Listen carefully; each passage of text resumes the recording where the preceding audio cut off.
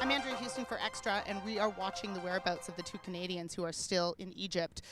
Canadian filmmaker John Greyson and emergency room doctor Tarek Loubani.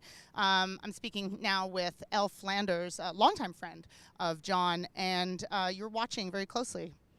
We are. We're organizing as best we can with as many people as we can. It's being mostly looked at by Justin Poder, who teaches up at York University in environmental studies, and he's working along with Mohammed Loubani, who is Tarek's brother, and Cecilia Greyson, who's John's sister, and of course Stephen Andrews, John's partner. So bring me up to speed on what's happened. So what's happened is basically we have very little information. That's what we know so far. What we do know is we've had a couple of little bits and pieces that we're putting together.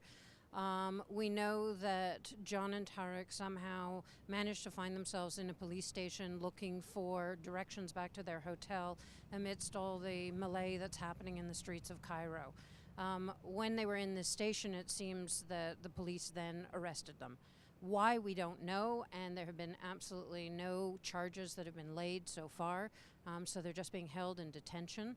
And as you can imagine, being held in a detention in Egypt right now is probably incredibly confusing and difficult, and that's our main concern.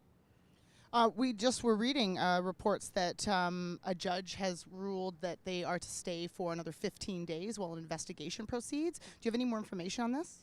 We don't, and all we have is, as it says in the Globe and Mail, it says reports. So reports are very sketchy. Information is very sketchy. There's many differing reports. We believe that they have not yet been charged with anything. However, we believe that they have said that they will be held for 15 days pending an investigation. For what charges, nobody knows.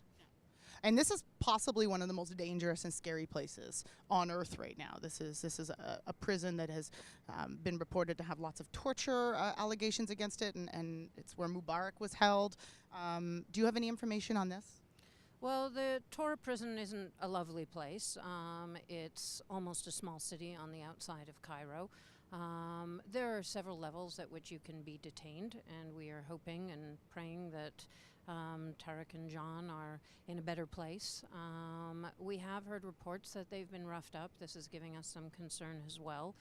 But really right now our focus is on just getting them released and on pushing the Canadian government to push the Egyptian government to have them released. There are absolutely no charges, and therefore they need to be released right now. And that's our push. That's our push to John Baird. That's our push to Harper. We know they're talking, which is great. We feel like there's a lot of attention. But there's attention and then there's action.